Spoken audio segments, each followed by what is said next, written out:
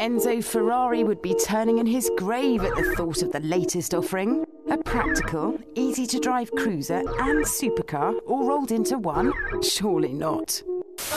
So, can the California really be a convertible? A Grand Tourer? And supercar? And still be a proper Ferrari?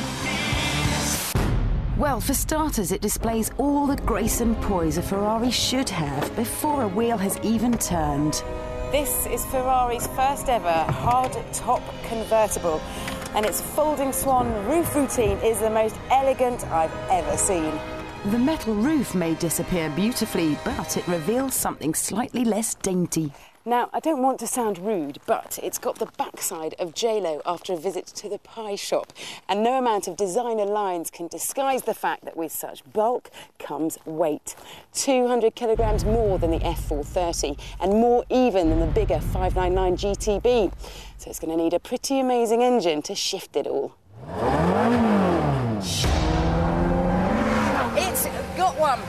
It is the first fuel-injected, front-engined V8 Ferrari ever. Yes, under the nose is a new 4.3-litre unit that's got a really broad power band, so it is incredibly user-friendly.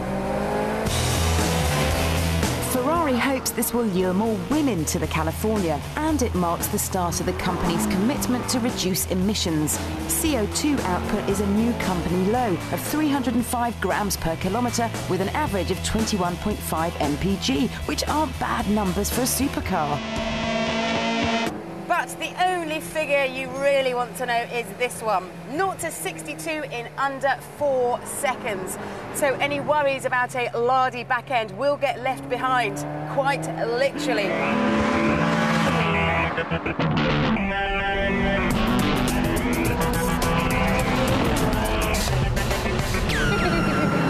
The lightning-fast twin-clutch 7-speed gearbox is a first for a Ferrari road car. Keep your foot down through the gears and you'll see 193 miles an hour blisteringly quickly.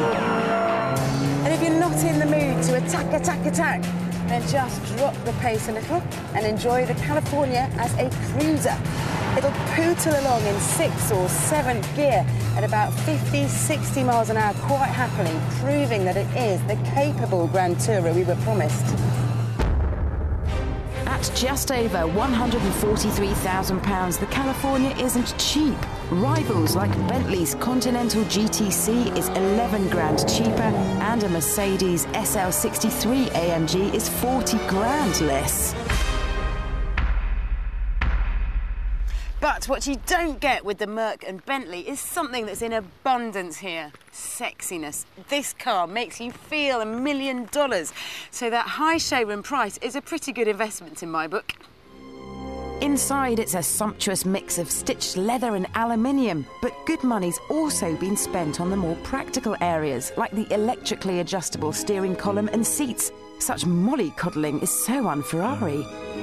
So, we know the California is at least 2 Ferraris rolled into one, and within 14 seconds, this Grand Tourer transforms from a convertible into a hard-top coupe.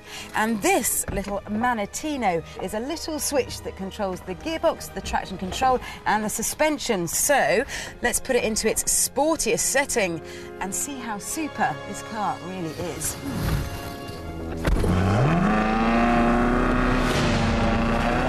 Got great balance because its weight is split almost 50-50 between the front end and the rear end, and that equals great handling. Pick a corner, turn the steering in, bury the throttle, and that voluptuous derriere is all yours to play with. And amazingly, it's on these twisty roads where the California doesn't feel overweight at all. But it does lack the intensity and the feedback that you'll get from a thoroughbred supercar. Boy, these roads are slippery. I can't help myself.